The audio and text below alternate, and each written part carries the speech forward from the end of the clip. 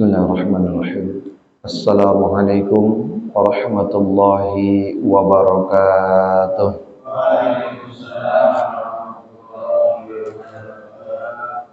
Hamdan liman minhul bidayah wa ilaihi nihayah, wa salatan wa salaman ala al-hadi limaslikil hidayah wa ala alihi wa sahbihi ulil fadli wal wilayah.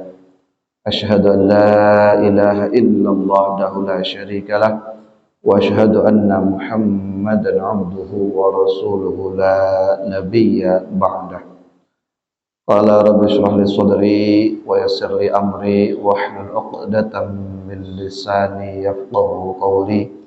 Faqad qala Allah ta'ala a'udzu billahi as-sami'il 'alim minasy syaithanir rajim. Bismillahirrahmanirrahim. Yarfa'illahu alladhina amanu minkum walladhina utul ilma darajat. Wa qala Nabiy sallallahu alaihi wasallam, "Man salaka yaltamisu fihi ilman, sahallallahu tariqan ilal jannah." Shadaqallahul azim wa shadaqa rasuluh.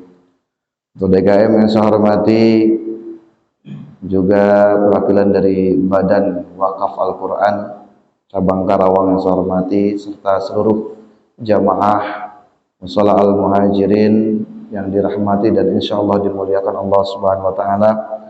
Alhamdulillah wa syukurillah, senantiasa kita panjatkan puja dan puji syukur kehadirat Allah Subhanahu wa taala di kesempatan sore menjelang malam hari ini. Kita semua masih diberikan begitu banyak kenikmatan oleh Allah Subhanahu wa taala yang insyaallah segala nikmat yang ada pada diri kita selalu dapat kita manfaatkan sebagai bekal kita untuk menjalankan berbagai ketaatan-ketaatan kepada Allah, di antaranya dengan kita duduk bersama di majlis ini. Mudah-mudahan setiap langkah kaki kita dari rumah menuju majlis ini terhitung sebagai kafarah, penghapus daripada dosa-dosa kita semua, sebagaimana Rasulullah SAW mengatakan dalam salah satu hadisnya, "Man yataqala liyata'allama al-ilma ghufira lahu qabla an yahtuwa." Barang siapa yang berjalan menuju majelis ilmu, maka Allah hapuskan dosa-dosanya sebelum duduk, insyaallah. Salawat dan juga salam semoga tetap terlimpah curahkan kepada junjungan kita Habibana wa Nabiyyana Muhammad sallallahu alaihi wasallam, pada keluarga, sahabat, tabi'in, tabi'ut tabi'in, dan mudah-mudahan kepada kita semua selaku umatnya. Jamaah yang dirahmati Allah Subhanahu wa taala, alhamdulillah malam hari ini kita sudah memasuki malam yang ke-17 di bulan Zulhijjah. Tadi sore kita berada di hari ke-16. Malam hari ini pada saat matahari terbenam, ghurub syamsi, kita sudah memasuki malam ke-17 di bulan Zulhijjah 1443 Hijriah. Tentunya jamaah rahimakumullah, walaupun min ashril awal min Zulhijjah, 10 hari pertama bulan Zulhijjah sudah berlalu, termasuk juga saudara-saudara kita yang sedang menunaikan ibadah haji juga sudah melaksanakan puncaknya ibadah haji, yaitu Al-Hajjul Arafah, yaitu melaksanakan wukuf di Padang Arafah. Kemudian juga sholat id sudah kita laksanakan, bahkan juga termasuk ibadah kurban sudah dilaksanakan. Maka hadirin jamaah rahimakumullah, saat ini marilah kita untuk melestarikan daripada pahala-pahala ibadah yang ada di bulan Dzulhijjah ini dengan melaksanakan beberapa amal ibadah yang insyaallah pahalanya sama. Seperti contoh jamaah rahimakumullah, ibadah haji. Bagi mereka yang sudah atau sedang melaksanakannya, maka bersyukurlah ya.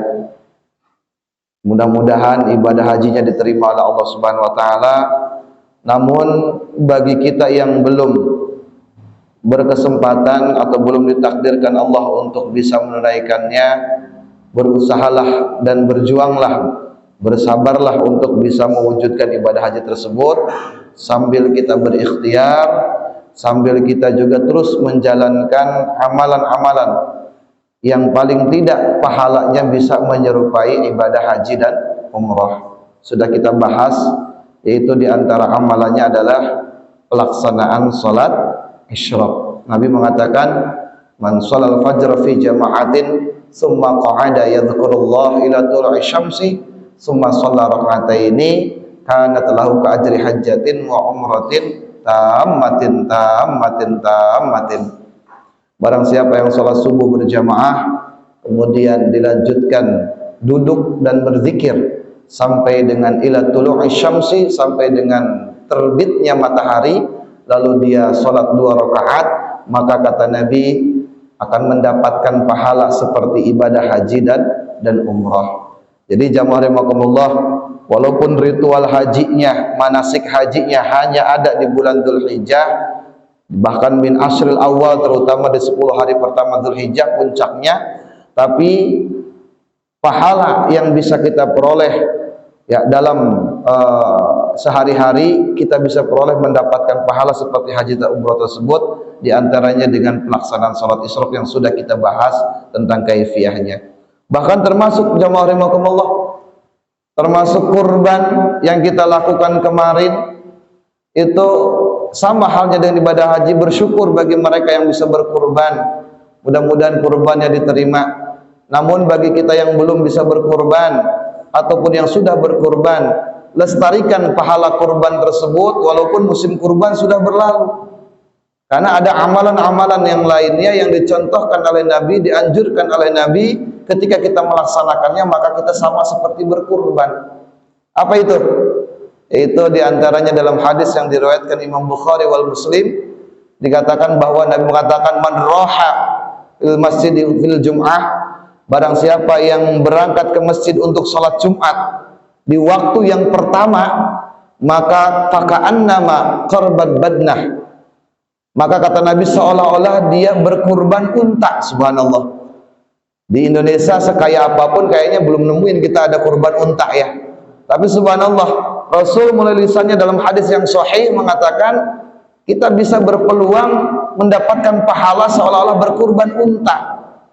Caranya, amalannya mudah, yaitu datang kita hari Jumat ke tempat salat Jumat di waktu yang pertama. Ini juga sekaligus mengingatkan, mohon maaf, biasanya yang namanya di perumahan maupun di PT-PT itu rata-rata jamaah rahimakumullah, kalau belum dengar azan belum pada berangkat. Kalau belum dengar azan masih pada kosong masjid. Nah, ini mudah-mudahan jadi motivasi, karena di samping ya tentu saja kita beramal atau kita melaksanakan satu ibadah itu suatu kewajiban, juga kita ingin agar dari ibadah kewajiban tersebut ada untungnya. Dalam arti untungnya itu ada tambahan pahala. Kita sering bahas jamaah rahimakumullah bahwa kata Imam Ghazali, i'lam anna awamirallahi ta'ala fal fardu faraidun kan nawafil. Ibadah yang diperintahkan Allah itu ada yang bersifat wajib dan ada yang bersifat sunnah. Adapun yang bersifat wajib itu seperti ra'sul mal wa huwa aslu tijarah, seperti harta inti, atau dalam sebuah perniagaan itu seperti modal. Artinya jamaah rahimakumullah, kalau kita melaksanakan ibadah ya sehari-hari itu hanya yang wajib saja, maka ibarat dagang, kita ini baru balik modal, belum dapat untung. Tapi kalau kita dalam seharian kita melaksanakan ibadah itu tidak hanya yang wajib, tapi kita berusaha sebisa mungkin untuk juga mengerjakan yang sunnahnya, maka insya Allah kita tidak hanya balik modal, tapi ibarat dalam perniagaan itu kita punya banyak keuntungan. Maka kita bahas, dalam kitab ini juga kita bahas, ada 3 golongan manusia yang akan mendapatkan hak dari agamanya. Satu disebut salimun, robihun, terus kemudian khasirun. Salimun, orang yang selamat, orang yang sejahtera. Ya, mereka tapi mohon maaf hanya mendapatkan keselamatan saja, belum mendapatkan keuntungan-keuntungan. Ya, mereka karakternya ketika menjalankan ibadah kepada Allah hanya yang wajib-wajib saja, tapi yang sunnah-sunnah banyak ditinggalkan. Ya, padahal amalan-amalan sunnah itu Nabi banyak menjelaskan tentang fadilah-fadilah keutamaannya. Bahkan termasuk jamaah rahimakumullah, termasuk tadi ya, kalau kita melaksanakan sholat Jumat, berangkat ke tempat sholat Jumat itu di waktu yang pertama, timbul pertanyaan, saat waktu pertama itu jam berapa? Nah ini jamaah rahimakumullah, waktu berangkat sholat Jumat yang pertama itu, waktu pertama itu jam berapa? Nah di sini jamaah rahimakumullah, ulama ikhtilaf, berbeda pendapat. Di antaranya Al-Imam Ghazali berpendapat bahwa waktu pertama kita berangkat ke tempat sholat Jumat itu dari mulai waktu fajar sampai dengan waktu isyraq. Subhanallah, sholat Jumat Pak berangkatnya habis subuh. Subhanallah. Mungkin hal ini pendapat beliau itu karena disesuaikan kondisi zaman dulu, memang tidak seperti zaman sekarang. Kalau sekarang kan masjid udah dekat di mana-mana. Kalau dulu kan mungkin satu kecamatan satu masjid barangkali. Bahkan Kedung Waringin saja ini dulu kita pernah dengar dari orang-orang tua di sini, jamaah rahimakumullah, baru satu masjid itu, baru hanya di Al-Mutakin, jamaah rahimakumullah. Jadi orang satu kecamatan itu, ya mereka ada yang berangkat dari pagi-pagi dan sebagainya. Ini menurut pendapat pertama, waktu pertama itu berangkat sholat Jumat, yaitu waktu dari mulai terbit fajar sampai dengan isyraq. Tapi para ulama yang pendapat yang berbeda, seperti Imam Nawawi, ya jamaah rahimakumullah, termasuk Imam Syafi'i, beliau berpendapat bahwa waktu pertama kita berangkat ke tempat sholat Jumat itu antara ketika matahari tergelincir. Jadi jamaah rahimakumullah, waktu zawal. Maka itu jamaah rahimakumullah, apa keutamaannya? Kata Nabi tadi, barang siapa yang berjalan menuju tempat sholat Jumat di waktu yang pertama, kalau kita ngikutin pendapat yang kedua Imam Syafi'i atau Imam Nawawi ini, berarti waktu yang pertama ini itu kita tergelincir matahari, katakanlah setengah 11 lah, jam 10, jam setengah 11 lah, kita udah berangkat. Maka apa keutamaannya? Kata Nabi, faka'annama qarbabadnah, maka dia seolah-olah berkurban unta. Subhanallah, jamaah rahimakumullah. Ini keutamaan baru berangkatnya doang. Baru berangkat, kita berangkat awal. Maka kita kadang-kadang miris juga ya di zaman sekarang. Mohon maaf ya, kalau kita perbandingkan dulu waktu kita kecil di kampung, jamaah rahimakumullah, orang-orang tua kita itu ngajarin, nyontoin berangkat ke masjid untuk sholat Jumat itu kadang-kadang paling telat itu jam 10, jam 11 itu paling telat ya, jam 10 udah pada berangkat. Bahkan ada yang kurang dari itu, jamaah rahimakumullah ya, bahkan ya paling lambat itu ya setengah 12 lah, sebelum azan berkumandang. Kalau sekarang kan orang datang sholat Jumat, masya Allah, kadang azan baru datang. Bahkan saya tidak sedikit saya menjumpai ketika saya sedang khutbah baru naik, udah khutbah mau kedua dia baru datang. Nah itu jamaah rahimakumullah. Nah ini keutamaannya jamaah rahimakumullah. Jadi walaupun kurban sudah berlalu, tapi pahala kurban bisa kita raih, bisa kita peroleh setiap sepekan sekali. Di antara amalannya itu tadi, kita berangkat salat Jumat di waktu pertama, maka kurbannya seperti kurban unta. Bahkan kalau kita belum siap, belum mampu di waktu pertama, minimal di waktu yang kedua. Mana di waktu yang kedua itu antara waktu duha. Kalau kata Imam Ghazali itu waktu dari waktu duha sampai waktu zawal. Yaitu ya katakanlah kalau menurut pendapat Imam Imam Ghazali, itu waktu duha itu dari mulai 2 jam 10 menit setelah subuh, itu ya sekitar jam 7-an lah, tergantung waktu sholat subuhnya.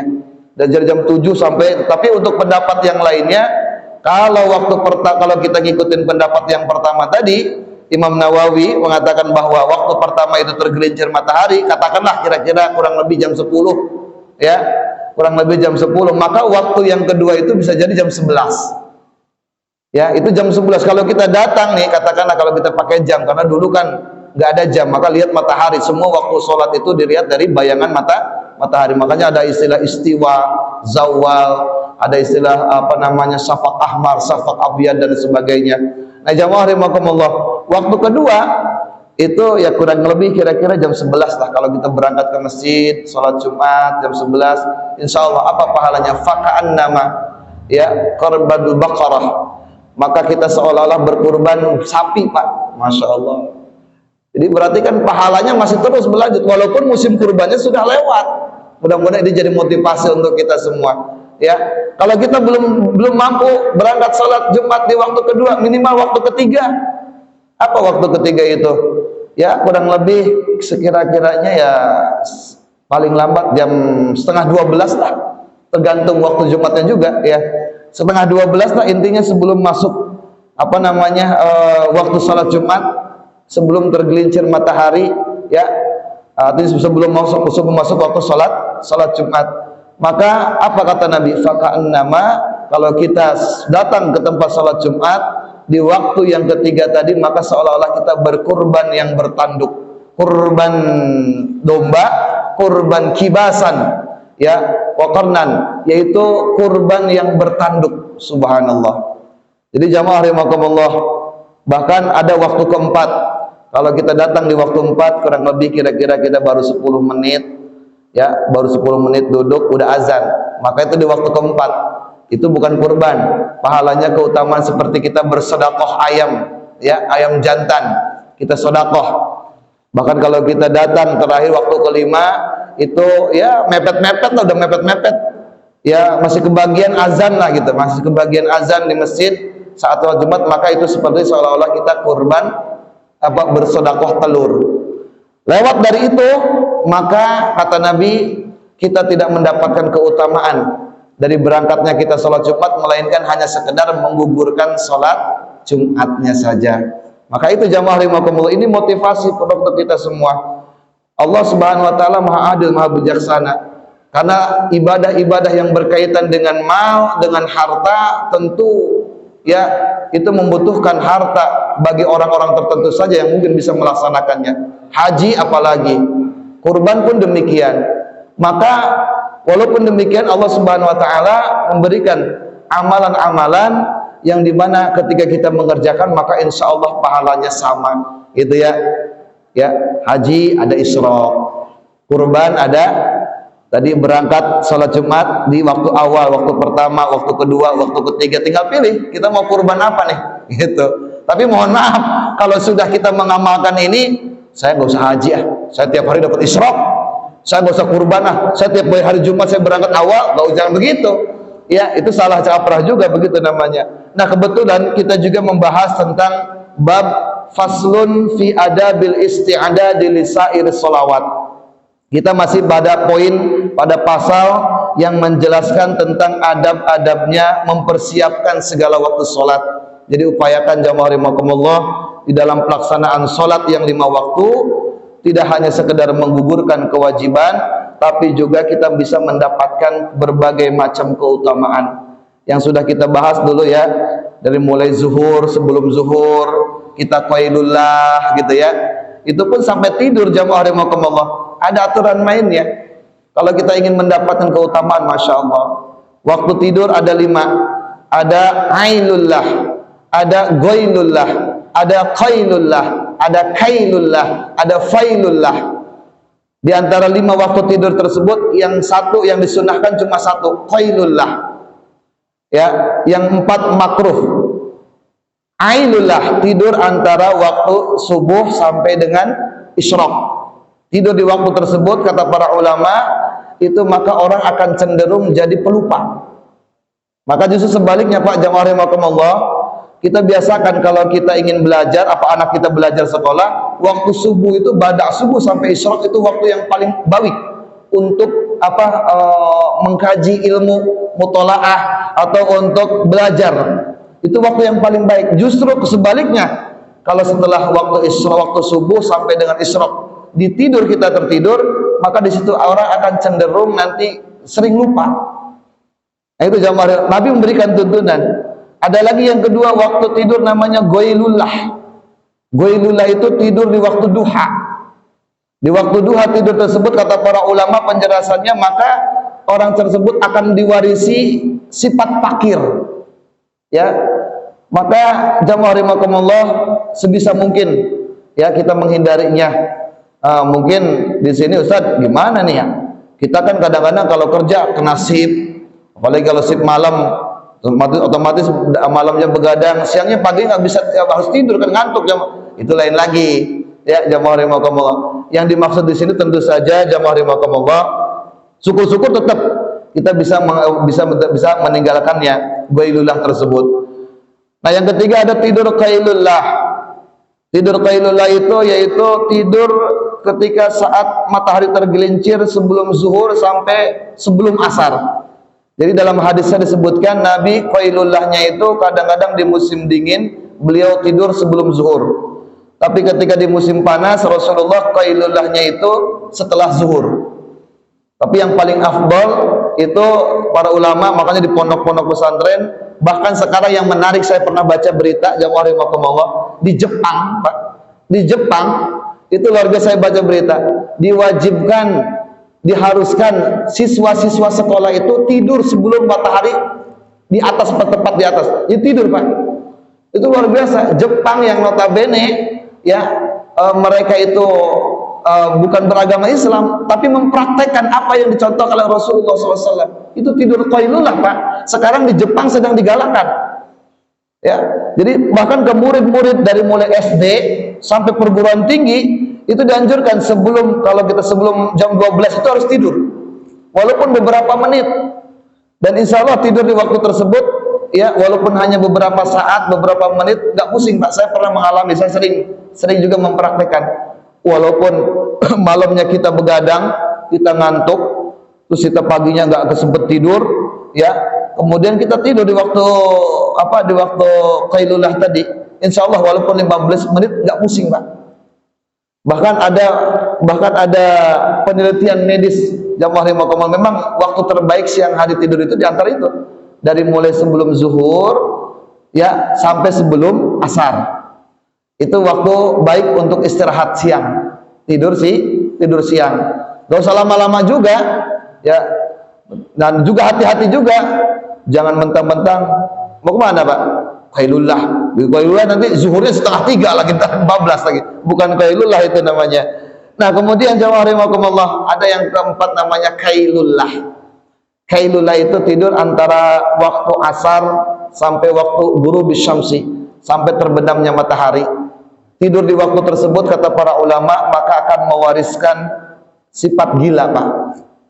Makanya jangan aneh juga, Pak, kalau kita tidur di waktu tersebut, bangun tidur kita suka linglung, Pak. Ini pagi apa sore ini ya, kadang-kadang seperti itu, Pak. Itu subhanallah. Maka Nabi memakruhkan tidur, bukan haram ya, bukan haram. Tapi andai kata kondisinya darurat ya nggak masalah lah. Tapi yang penting jangan jadi kebiasaan setiap hari gitu maksudnya. Kalau sekali-kali karena kita dinas, ada kaitan karena kerja dan sebagainya, insya Allah lah, nggak masalah, ya. Tapi jangan dijadikan kebiasaan. Bahkan yang kelima ada namanya tidur failullah. Tidur failullah itu antara bainal maghrib wal isya. Itu pun tidur yang dimakruhkan, Pak. Tidur di waktu tersebut kata para ulama, maka orang akan diwarisi fitnah. Maka jamaah rahimakumullah, hindari 4 waktu tidur tersebut. Bahkan anjuran kita tidur di waktu qailullah tadi. Itu sebelum zuhur itu ada penjelasannya jamaah rahimakumullah. Bahkan kemudian kita sampai sholat sebelum zuhur, jamaah rahimakumullah, kita biasakan ketika kita mempersiapkan sholat itu dengan baik, maka kita punya kesempatan satu sholat ba'dal wudu atau sholat syukrul wudu. Bahkan juga kita ketika mempersiapkan sholat kita ini, kita punya kesempatan juga bisa sholat tahiyatul masjid kalau kita sholat di masjid.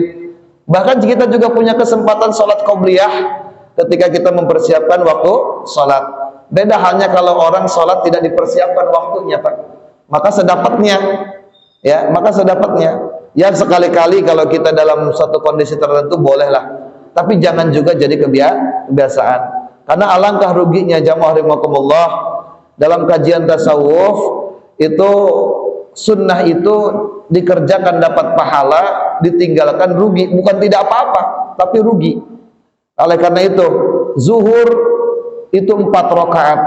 Tapi kalau kita mau dari zuhur itu, maka kita akan dapat keuntungan minimal 2 rakaat sebelum zuhur, 2 rakaat sesudah zuhur. Ya, berarti ibarat dagang tadi kembali jamaah rahimakumullah, kita dikasih modal oleh Allah yang wajibnya 4 rakaat salat zuhur itu, tapi Allah siapkan nih keuntungannya nih.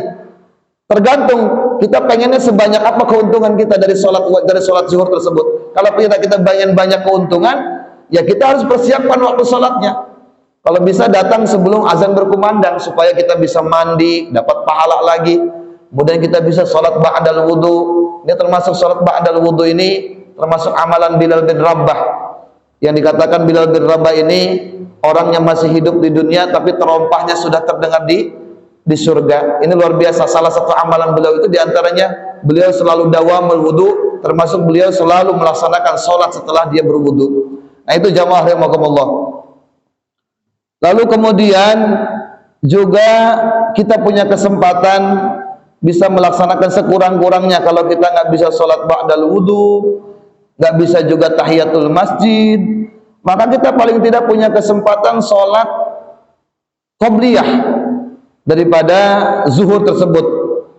Ya, minimal 2 rakaat, syukur-syukur bisa 4 rakaat. Karena sholat qobliyah zuhur yang disepakati para ulama itu 2 rakaat sifatnya muakkad dan 2 rakaat sifatnya ghairu muakkad. Maka ketika kita mengerjakan 4 rakaat, apa kata Nabi? Man shalla qabla zuhri arba'an kana ka'idki raqabatin min bani Ismail. Siapa orang yang sholat 4 rakaat sebelum zuhur, maka seolah-olah dia membebaskan budak dari galangan Bani Ismail. Hadis lain mengatakan, man shalla arba'an qabla zuhri ghafara dzunubahu yaumahu dzalik. Barang siapa yang sholat 4 rakaat sebelum zuhur, maka Allah ampuni dosa-dosanya pada hari tersebut. Hadis lain juga mengatakan, subhanallah, banyak sekali hadisnya. Walaupun sebagian pendapat mengatakan ada yang dhaif hadisnya, ada juga yang sahih. Namun bagi kita untuk fadhail amal, hadis dhaif selama itu bukan berkaitan dengan hukum, tidak jadi masalah. Ya, yang jelas pasti ada keutamaannya. Bahkan apa kata Nabi? Man hafaza ala arba'in raka'atin qabla zuhri wa arba'in ba'daha haramallahu 'alan nar. Barang siapa yang melaksanakan salat 4 rakaat ya daripada sebelum zuhur 4 rakaat dan wa ba'daha wa arba'in ba'daha dan 4 rakaat sesudahnya haramallahu 'alan nar, maka Allah haramkan dirinya dari api neraka. Itu jamaah rahimakumullah, itu kesempatan yang bisa kita raih dari kita mempersiapkan waktu sholat. Kita sudah bahas waktu itu sampai dengan sholat asar ya. Kita sudah bahas sampai dengan sholat asar. Bahkan jangan dianggap enteng, termasuk sholat asar sebelum asar 4 rakaat, minimal 2 rakaat ya. Syukur-syukur bisa 4 rakaat, karena sholat sunnah sebelum asar itu walaupun jumhur ulama mengatakan sifatnya ghairu muakkad, tidak ada yang muakkad, namun dalam beberapa hadis disebutkan rahimallahu abdan shalla arba'an qabla al-asri. Allah memberi rahmat kepada hambanya yang senantiasa melaksanakan 4 rakaat daripada sebelum asar. Hadis lain mengatakan ya, man shalla qabla al-asri arba'an haramallahu 'alan nar. Barang siapa yang salat 4 rakaat sebelum asar, maka Allah haramkan jasadnya dari api neraka. Wallahu alam. Yang jelas jamaah rahimakumullah, pastinya setiap kita melaksanakan ibadah tambahan, maka itu akan jadi keuntungan. Maka itu jamaah rahimakumullah, jangan pernah kita hanya merasa puas dengan ibadah kita yang wajib, tapi berusahalah kita melaksanakan ibadah-ibadah yang sunnah. Karena sekali lagi, ibadah yang wajib ibarat tadi sebuah, kalau dalam perniagaan itu seperti modal ya. Allah kasih modal 5 waktu sehari semalam 17 rakaat.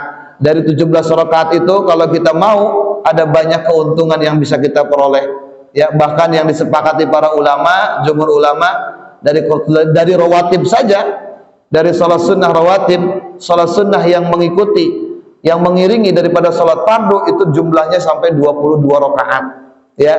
Kalau kita 17 rakaat sehari semalam yang wajib, kita kerjakan tuh qobliyah ba'diyahnya sampai 22 rakaat, berarti itu keuntungan yang luar biasa. Belum lagi kita bisa salat tasyahhud wudu tadi, belum lagi kita bisa salat tahiyatul masjid, belum lagi kita bisa salat intizar dan lain sebagainya. Ada banyak keutamaan. Yang pasti jamaah rahimakumullah, minimal ya, pasal ini memberikan penegasan kepada kita dengan kita mempersiapkan diri kita untuk melaksanakan sholat, agar kita paling tidak bisa mengerjakan sholat di awal waktu dan berjamaah. Gak apa-apa walaupun masbuk, itu minimal Pak. Walaupun masbuk minimal, berarti kita masih berjamaah dan sholat di awal waktu. Sekurang-kurangnya itu Pak. Tapi kalau kita pengen lebih, silakan monggo.